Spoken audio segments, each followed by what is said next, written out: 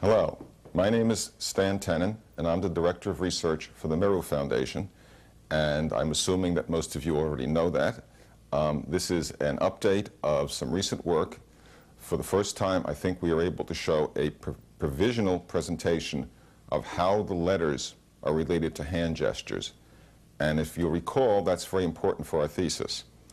The basis of one of the most important ideas that we have is that the text of Genesis, and perhaps other canonized portions of canonized texts, of sacred texts, record letter-by-letter meditations. And if you recall, in the past, we were basing all of our letters on shadows of this shape, which we've identified as a flame initially. We also identified it, put that down, as the model of a fruit, with this being the seed, this being the fruit tree, and this being the volume of the fruit, such as an apple, and thus fitting the description in the introduction to the Zohar of a fruit tree, which is here, yielding fruit whose seed is in itself. And this is a model, as I've said on the Matrix of Meaning for Sacred Alphabets tape, of naked recursion, a minimum geometric representation of the propensity of the universe to propagate itself, to recur, to re-embed itself, to put a new seed capable of growing into a tree with new fruit inside of every fruit on the tree. Continuous self-embedment. And as we know mathematically, self-embedment is a model for hyperdimensionality, and it's part of our thesis that hyperdimensional mathematical concepts relate to the space in which consciousness takes place. But there's a major problem with our thesis as we presented it over the years, and that is it's been difficult to understand how you could turn this form around in your mind's eye so as to display the letters of the alphabet in the order given in a sacred text. If you can't turn the model around to display the letters in order, then you can't do the meditation.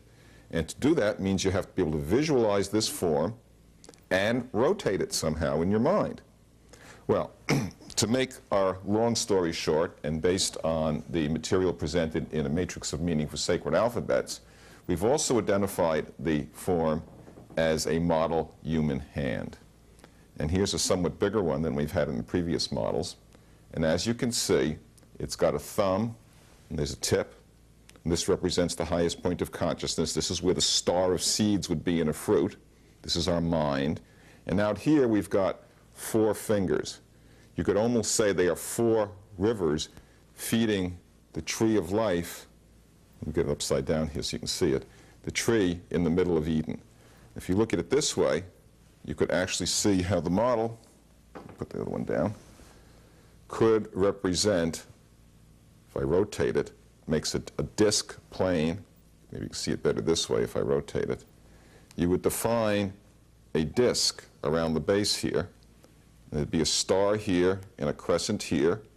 This is a reflector. This is a source. So you can identify this with the sun and this with the moon if you'd like. This with inside and this with outside. This is the seed. This again is the fruit. And the whole model is a model human hand. There would be 3 hands together, or 6 in some other configurations, that would make the whole fruit, and it depends on how it's arranged.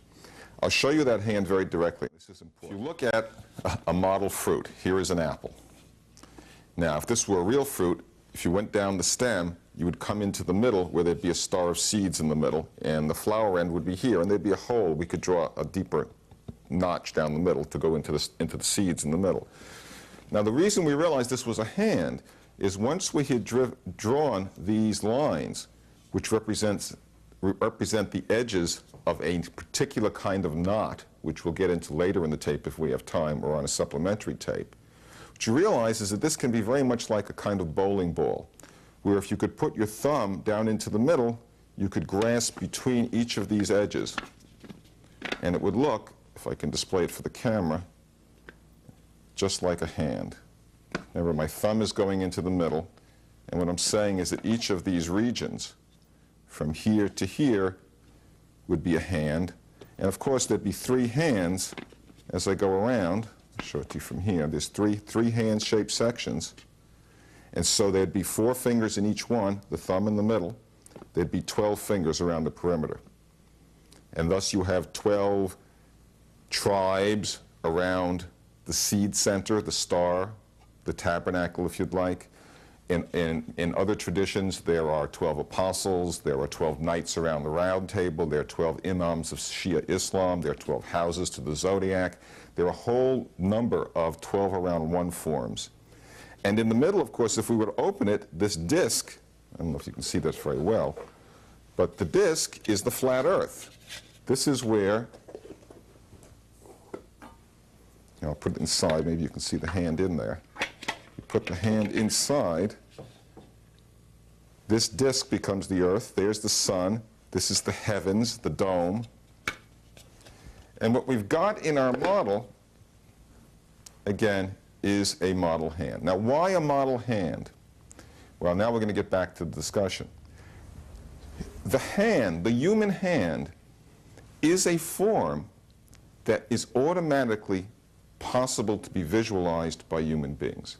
Even a child, even a blind person, can see their own hand. If you close your eyes, you can try it right now with me on the camera. Just close your eyes and point towards something. Move your fingers any way you'd like. Move your hand any way you'd like. You can see where your hand is pointing. There, I'm saying how. Well, I know that my fingers are up and my thumb is pointing this way, well, etc. And when I open my eyes, I see it's correct. We each know our own hands. Now, since the letters are shadows of this model hand, as I tip my hand, I can immediately see the letters. And that's what we've found.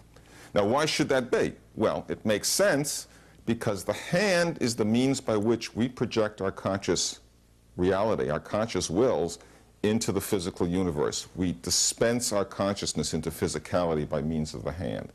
The human hand is the human embodiment of a general projective principle.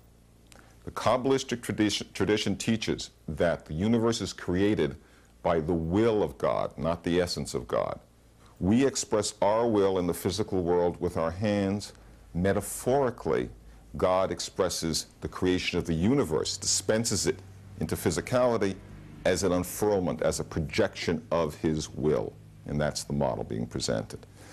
Now, I'll go into more of the details later, but I'd like to go through the letters. We've got to back up one more small step. And I'm not going to do this with the charts that I usually show. I'm going to try to do it all with my hands. If you remember the chart that we showed in the Matrix of Meaning for Sacred Alphabets, it was an Enneagram. 3 levels of Enneagram, 3 levels of 9. Well, if my thumbs go together in the middle, then I've got 9 points here. And we could go from Aleph to Beit to Gimel to Dalet to Hey to Vav to Zayin to Chet to Tet, using the Hebrew names. And we could continue that Yod, Chaf, Lamed, Mem, Nun, Samech, Ayin, Pei, Tzadi, Kuf, Reish, Shin, Tav, final Kaf, final Mem, final Nun, final Fei, final Tzadi. And we get a logical matrix, if you remember that tape, where the Aleph, the Yud, and the Kuf, at 3 levels, the level of Keter, of archetypes, the letter of Chachma, internal wisdom, and the later level of Bina, external understanding, each 3 levels, Aleph, Yud, and Kuf. Aleph, Yud, and Kuf represent the seed, the beginning point. The Beit, the Kof, and the Reish, they represent breaking open. They represent the first distinction. The Gimel, the Lamed, and the Shin, they represent action.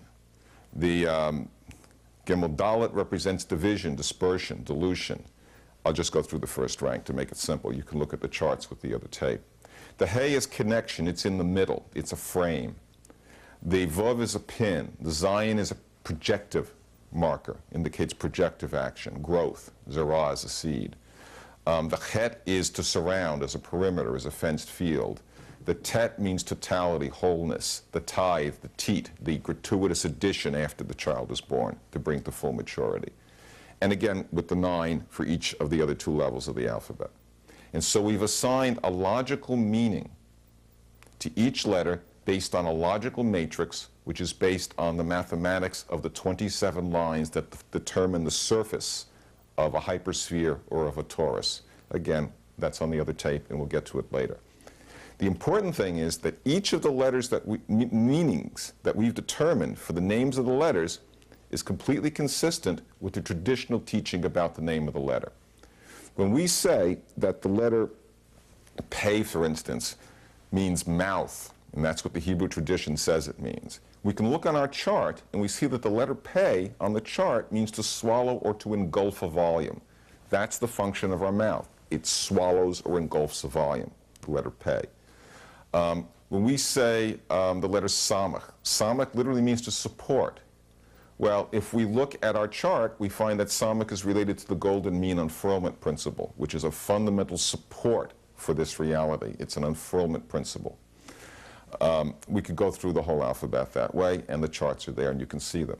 What I'm going to show you now is something most extraordinary and really interesting, I think, and that is the sequence of hand gestures that give you the letters of the alphabet in alphabetical order, with each gesture, the natural meaning of the gesture being the meaning of the letter that enables you to see that letter. The gesture enables you to see the letter when you're looking at it.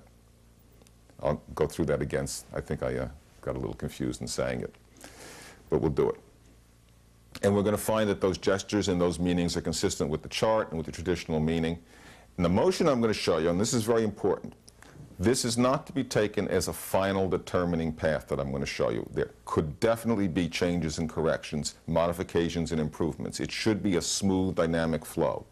Also, I'm only going to show you the letters in alphabetical order, Aleph to Bet to Gimel to Dalet to Hey to Vav, etc. If you're reading a text, you have to go between any letter and any other letter. And that's not the same as alphabetical order. That's why we believe in Sefer Yetzirah, the book of formation, they give a multiplication table for all the letters. And they take the 22-letter alphabet, they skip the letters that connect to themselves, and they go Aleph times Bet, Aleph times Gimel, Aleph with Dalet, Aleph with Hey, Bet with Aleph, Bet with Gimel, etc., the whole multiplication table. You multiply it out, you get 231 possibilities, not counting reversals. We would have to master all of those 231 transitions before we could actually read the text. That's the next step. Let me get the path of unfurlment on the record for you so you can see it and start to play with it. I'm going to go through it relatively continuously, and then I'm going to go through it and tell you the names and the meanings of the letters, and then maybe we'll focus in on the individual letters and talk about them a little bit also. Remember, these are provisional. I can see the letter that I'm telling you about in my right hand as a shadow of the model hand. If you were to look through my left hand into my eyes, you would see the same letter in my left hand. Now, we'll show that to the camera in a few examples later on.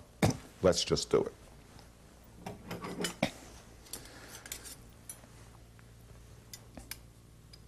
Okay, here are the hands in my hand.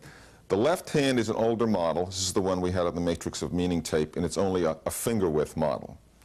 The right hand is a 60-degree increment. If it were fully a third of the circle, it would be 120 degrees. 60 degrees is a lot easier to make, and you can see all you need to see on it. As we try the other thicknesses, the other widths of hands, we may learn some additional modifications to the system. The letters we're going to see are the Rashi Nachmanides letters, which are on the charts in the Meru material. We're only going to do the 22-letter alphabet now. In the past, we've attempted to generate the 27 this way. I've come to believe that it's the 22-letter alphabet that's the key for this system now. And so we're going to go through the 22 letters and leave the finals for another time. The finals appear on the hypersphere in the idealized 27-letter set. This is the linear 22-letter set mapped onto the alphabet. Mapped onto the body, sorry. Okay, here, let's do it. I can see now an Aleph, and I'm going to unfurl it and say the letter name as I do it. Now I'm looking down at towards my waist, and in my hand I see the K shape, that Rashi Nachmanides Aleph. Now if I do this motion, I get Bet. Gimel, Dalet, Hey, Vav, Zayin, Chet, Tet, Yud, Chof, Lamed, Mem, Nun, Samech, Ayin, Pei, Tzadi, Kuf, Resh, Shin, tav. I'm going to go through it again. Aleph, Beit, Gimel, Dalet, Hey, Vav, Zayin, Chet, Tet, Yud, Chuf, Lamed, Mem, Nun, Samech, Ayin, Pei, Tzadi, Kuf, Resh, Shin, Tav. Now you'll notice I did it with my eyes closed. It's actually easier to do with your eyes closed.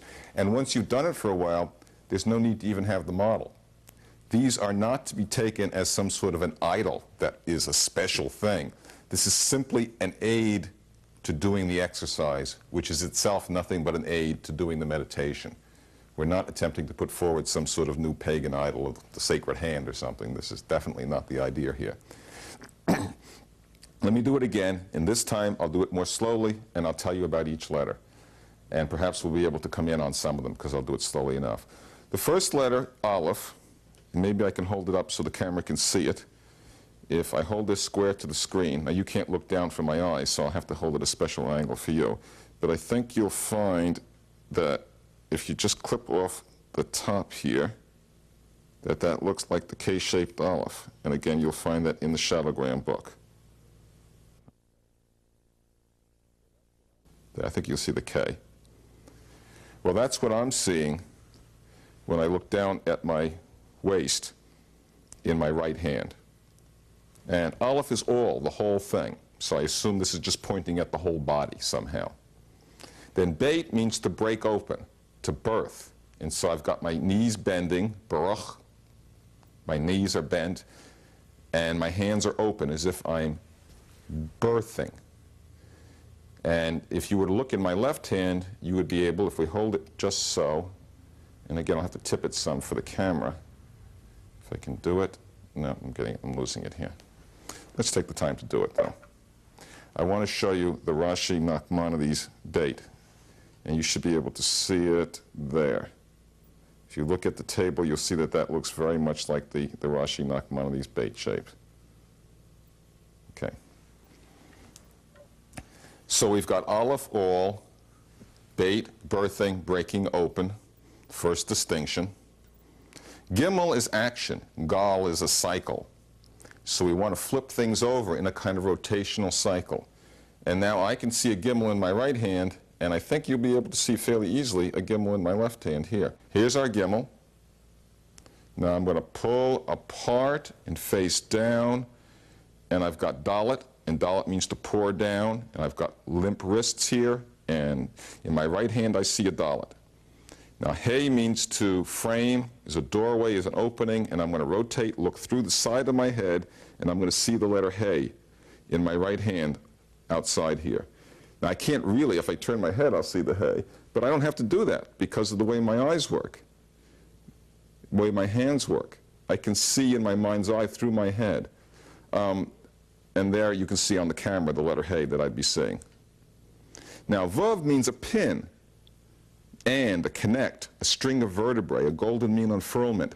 The Vav is going to be this part of the Hey, but right over my spine, behind my head. And literally I can see this through the back of my head. I see the shape Vav in my thumbs pointing down below my head. Now Zayin, the next letter, means to project. So I come over my head, and I make a projective motion. And if the camera will go to my left hand, you will see the Rashi Nachmanides Zayin rather clearly done there. Just forget about my fingers and just look under my thumb part. It's this part here. And I think you can, if I hold it just so, you'll see it. There it is. It's this part here. And that's my Zayin, projecting forward, Zayin, projectiveness off the matrix chart. That's the meaning. Zayin is a grain, to go on, to grow, to gain. Chet means to encircle or to surround. So I come down to my waist, I pull my arms out fairly wide, and I look down in my hand, and there's the Chet. There is the limit of the fenced field. Now that's Chet, then I come around to Tet, Tet is to hold the whole thing, the ball, the completeness. Then I come up to Yud, which is hard to identify any other way. It could be almost any part of it. Then Chaf in my palms, and here are my palms facing me, my palms. And Lamed, Lamed is wonderful. Lamed is a flame being reflected right back into my eyes. Lamed means two. Lamed means learning. And if I turn this so you can see it, you can see that here is the flame of consciousness. Here is the reflector, and it's being reflected directly into my eyes. So Lamed means into me. Now, Mem means from or source of, and I'm projecting from my throat. And I see a Mem right here, right in front of me. You should see it in this hand, and if I hold it just so, you will. There's the Mem. And I think most people who know the letter Mem will see the silver Mem right in front of them. Just clip off the side a little bit here. Yeah, there you go. It's hard to turn against the camera. So here's my Mem, which means from. And after all, we're talking about speech, so it's projected from the throat. Nun, if you look, means to connect, the neck, the nexus. And I'm going to see a perfect Nun when my hands are on both sides of my neck. The Nun I see is this line here. And the Nun you can see is very simple. It's this big, well, let's get it square onto the camera. It's this big loop. This is the vertical part, and there's the horizontal part of the Nun. And if you put it against your throat, you'll see it quite clear. You almost have to look through the back of your hand. Now, Samek means to support or to sustain. It looks a little like an upside-down Mem in the Rashi Nachmanides version. And when I make the cradling gesture, I see the Samek in my right hand. And I'll show it to you in my left hand when I take my hand out of the way. But I'm seeing a Samek cradling in my right hand now. And the camera should be able to see the Samek if we line it up properly. Let me get this confusing one out of my hand. And the camera should see the Samek. If I get, there it is, right there. And if you look on your chart of Rashi Nachmanides letters, you'll see the Samek shape. So I've gone from Mem to Nun to Samek. Now, ayin means eyes, sight line. And again, the ayin is right here. Put my hands alongside my eyes like blinders on a horse. And in my right hand, I see the letter ayin. And you can see quite clearly the letter ayin in my left hand. Getting the angle right may be a little tricky for the camera. Let's see if we can do that. No, I have a problem tipping it. Something like that gives you an ayin shape. You can, most people who know the ayin will see it there. There it is. Very good ayin. Okay, right here. Pei means mouth, to swallow or to engulf, to puff, to gulp inward. I see the pei in my right hand when my hands point towards my mouth and allow this projective out of the mouth motion. And you should be able to see a pei over here. And I don't know if we can get that easily. It's going to be upside down and backwards because from this view, so you won't be able to do that easily. So you won't be able to see the pei too easily until we do it in the computer simulation. You'd have to sort of come down under and look up at it into my mouth to see it. After pei, mouth, is tzadi, righteousness. Tzadi is apparent when you pull your hands up and tip them back like this. And I can see the tzadi wound around my thumb and my right hand. Now, I think this is sort of the clean hands gesture or something like that, where you're showing the backs of your hands are clean, you're holding them up. It's a kind of purification holding form. And I think I can show you that tzadi. This is the Rashi Nachmanides tzadi right over here. And if you cut it off at about this point, you'll see it a quite nice version of one. Just look on your letter charts. Okay. Kuf is a skull. If this is tzadi, I want to define my skull. It's up at the top of my body. And I'll go like this, and then I'll see a kuf in each of my hands. I mean, actually, I see it in my right hand, and you might see it in my left hand if we looked at it properly. There we go. You have to look at the table to do that, I think. So I've got tzadi, kuf, then reish is to radiate from the forehead, the head to radiate, and so I see a reish in my right hand. And you should see one right here in my left hand. In fact, there's the reish. There's the resh, right up against my forehead. Sheen is to shine, so I'm going to use my hands to block the light of the sun or to radiate from my head, and I see a sheen in my right hand, the Rashi sheen. The angle is wrong for you, but if you were looking at it into my eyes, you'd see the Rashi sheen in my left hand. And then if I come straight down, I get tav. It's an upside down, backwards kind of olive, sort of a backwards olive, and it means points back to myself. Again, tav on our chart means itself, selfness, self-reference. Now let me go through it again, and I'll say them another time. Aleph, Beit, Gimel, Dalet, Hey, Vav, Zayin, Chet, Tet, Yud, Chof, Lamed, Mem, Nun, Samech, Ayin, Pei, Tzadi, Kuf, Resh, Shin, Tav. I'd like now to share with you a few additional ideas as to what this form has been identified with, and show you a few other odds and ends about it that I didn't get to a little earlier. It's a hand. We know that. A general projective principle. We talked about that at the beginning. What we have is a flame of consciousness and a reflector. We have a sun, a star of seeds in the middle of a fruit, and a moon, a crescent surrounding it. We have, if you remember, there's a description of Torah on one foot. This is the 1 foot, and this is not a golden mean spiral, but it's a golden rule function, which is more fundamental than a golden mean spiral. And so that's Torah on 1 foot as it's come down to us. Rabbi Hillel is quoted as saying, when challenged, the emperor wants to know what Torah is, tell me while you're standing on 1 foot. Rabbi Hillel says, don't do to anyone else what you wouldn't want them to do to you. Go and study the rest as commentary. And that's come to be known as Torah on 1 foot. This is an expression of that self-embedding principle. Don't do to anyone else what you wouldn't have them do to you is another statement of self-embeddedness. You could take this to be related to Plato's allegory of the cave. Here is the cave part, here is the light, and the human plane is in here, in between. And we see reflections on the cave wall from the light. I mentioned Aladdin's lamp, obviously the flame and the reflector.